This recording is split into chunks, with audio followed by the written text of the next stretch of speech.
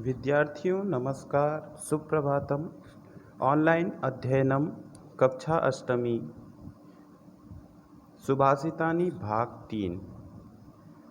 Video के इस क्रम में तृतीय भाग के रूप में आप सभी के समक्ष प्रस्तुत है सुभाषितानि का अन्य जो श्लोक है वह आप लोग आज अध्ययन करेंगे। सर्वप्रथम पूर्ववत ध्येय वाक्य का पठन हम लोग करेंगे। पठामि संस्कृतं नित्यं वदामि संस्कृतं सदा ध्यायामि संस्कृतं सम्यक् वन्दे संस्कृतमातरम्। संस्कृतस्य प्रसाराय नैजं सर्वं ददाम्यहम् संस्कृतस्य सदा भक्तो वन्दे संस्कृतमातरम्। संस्कृतस्य कृते जीवन् संस्कृतस्य कृते यजन् आत्मानमाहुतं मन्ये वन्दे संस्कृतमातरम्। वन्दे संस्कृतमातरम्। आज कक्षा का प्रारंभ करते हैं। इसमें हम अन्य जो बाकी बचे हुए श्लोक हैं उन सभी का अध्ययन करेंगे। सर्वप्रथम पंचम श्लोक को पढ़ते हैं। विहाय पौरुषं यो हि दैवमेवावलम्बते प्रासादसिंहवत्तस्य मूर्ध्नि तिष्ठन्ति वायसाः। यहाँ श्लोक को पढ़ने के बाद अन्वय है। अन्वय का अर्थ मालूम है आप सभी को। अन्वय का अर्थ होता है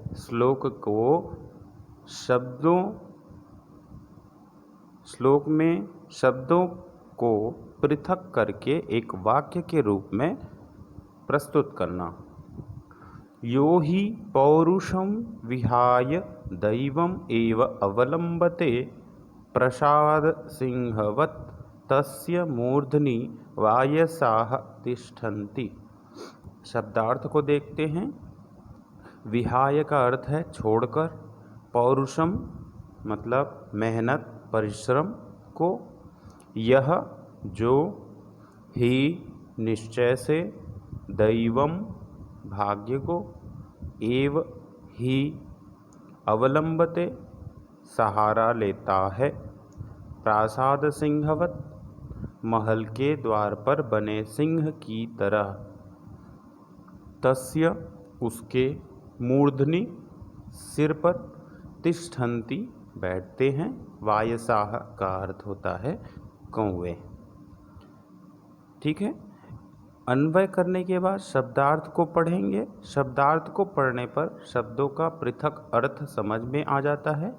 उसके पश्चात अब हम देखते हैं सरल अर्थ को। इस श्लोक का सरल भावार्थ है, जो व्यक्ति निश्चय से पुरुषार्थ छोड़कर भाग्य का ही सहारा लेते हैं, महल के द्वार पर बने हुए नकली सिंह अर्थात शेर की तरह उनके सिर पर कौवे बैठते हैं। भाव कहता है, व्यक्ति को कभी भी अपने भाग्य पर निर्भर नहीं होना चाहिए, बल्कि सदैव अपना पुरुषार्थ करते रहना चाहिए। भाग्य पर भरोसा करने वाला ऐसा व्यक्ति सदैव दिखावा ही करता है। मतलब महल के बाहर में जो दो शेर बने होते हैं उसके सिर पर कौवे बैठ जाते हैं, बस उसी की ही भांति है। वह शेर दिखावे के लिए बस है, वो सही का शेर नहीं होता है।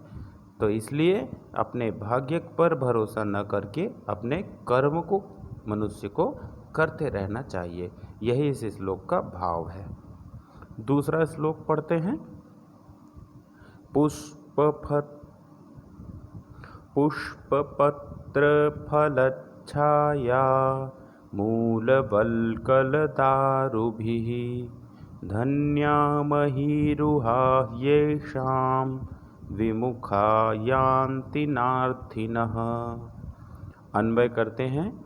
पुष्प, पत्र, फल छाया मूल वल्कल दारुभिः महीरुहाः धन्याः भवन्ति येषाम् अर्थिनः विमुखा न यान्ति। शब्दार्थ: वल्कल पेड़ की छाल, दारुभिः लकड़ियों के द्वारा, महीरुहाः वृक्षों को कहते हैं महीरुहाः, मूल जड़ को कहते हैं, पत्र पत्ते, धन्याः का अर्थ है धन्य हैं, येषाम जिनके अथवा जिनसे, विमुखाः विमुख मुंह मोड़ने वाले, न नहीं यान्ति होते हैं, कौन? अर्थिनः मांगने वाले। अब इस श्लोक को आपको बार बार पढ़ना है, श्लोक के अन्वय को और शब्दार्थ को भी दोबारा पढ़ना है, यहाँ समझाया गया है। अब यहाँ सरलार्थ समझते हैं। पूरे श्लोक का सरल अर्थ है फूल, पत्ते, फल, छाया, जड़, छाल और लकड़ियों के कारण वृक्ष धन्य होते हैं, जिनसे मांगने वाले कभी भी विमुख निराश होकर वापस नहीं होते हैं। भाव कहता है वृक्ष सदैव परोपकार करते हैं, वे अपने शरीर के अंगों से सदैव लोगों का भला ही करते रहते हैं। हमें भी वृक्षों की तरह हर प्रकार से लोगों की ही नहीं अपितु समस्त जीवों की सेवा करनी चाहिए। इस श्लोक के माध्यम से वृक्ष के परोपकार के गुण को हमें ग्रहण करना चाहिए। अन्य श्लोक को पढ़ते हैं। अंतिम श्लोक है चिंतनीया हि विपदाम आदावेव प्रतिक्रियाः न कूपखननं युक्तं प्रदीप्ते वह्निना गृहे। अन्वय कहता है हि विपदाम आदौ एव प्रतिक्रियाः चिंतनीयाः वह्निना गृहे प्रदीप्ते कूपखननं न युक्तम्। शब्दार्थ पढ़ते हैं।